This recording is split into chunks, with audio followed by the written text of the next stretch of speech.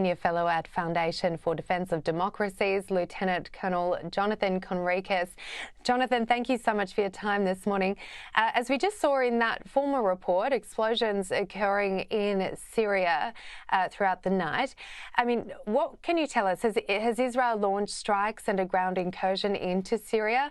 Can you tell us a little bit more about the IDF strategy and defensive position there?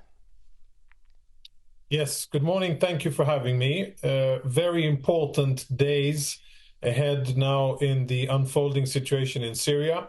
What I think Israel is scrambling to do, and it might not be alone, there are also reports of US bombing campaigns in the eastern part of Syria, and as your reporter mentioned, Turkey is probably also involved, each for its own causes. But what Israel is scrambling to do is a massive prevention of proliferation of chemical and advanced weaponry, preventing them from reaching into the very wrong hands. They were already in the wrong hands from an Israeli perspective, in the hands of the Syrian regime, but to prevent them from going on the terrorist black market and eventually finding their way towards Israel. So there are two separate things happening. One is this aerial campaign, where Israel is striking massively targets all across Syria, and it's official and quite known. The defense minister said so, that is what he has tasked the IDF with doing, not only chemical and advanced weapons, but also air defenses. That's probably for thinking about future scenarios and future missions flying east. And a second and a separate thing is Israel taking defensive positions inside the demilitarized buffer zone between Israel and Syria, seizing the Hermon mountain, which is a strategic high ground that Israel couldn't really allow any other faction to seize, and taking defensive positions close to the border, basically signaling to the new landlords in Syria that they shouldn't try to attack Israel or even to shift their barrels towards the west, but they should instead focus on internal matters in Syria. Yeah, and on that, rebels now control much of Syria.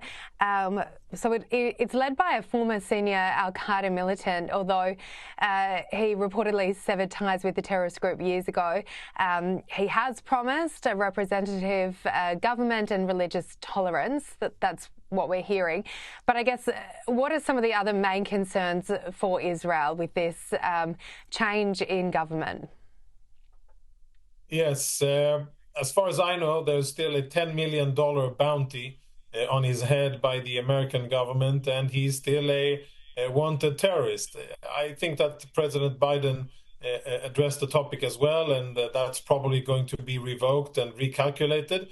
But the bottom line is that this man and the people that he leads and many of the other Syrian rebels are jihadi Sunnis that believe in a very strict and extreme implementation of Sharia law as the only way to govern. That's how they lived most of their lives, if not all of their lives. And it would be very interesting and very surprising if they would stray away from that perspective now that they are in power.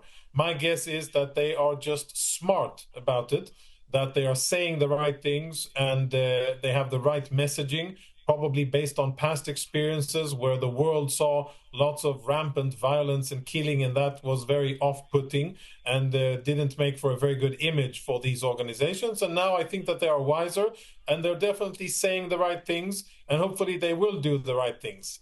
Listen, I think that the chances for a representative governance and democracy and civil rights and human rights in Syria is far from away. I would love to see it, but I think that those things take time.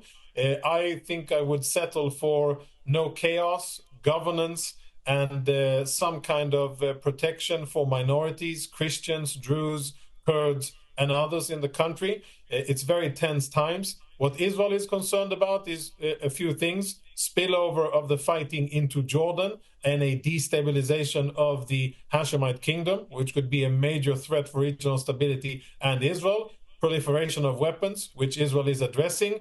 And other than that, I think one big risk is the actions of Turkey. Turkey is a tremendous destabilizer and quite hostile. I think that they have quite imperialistic designs about what's happening in Syria, and Israel is watching what the Turks are doing,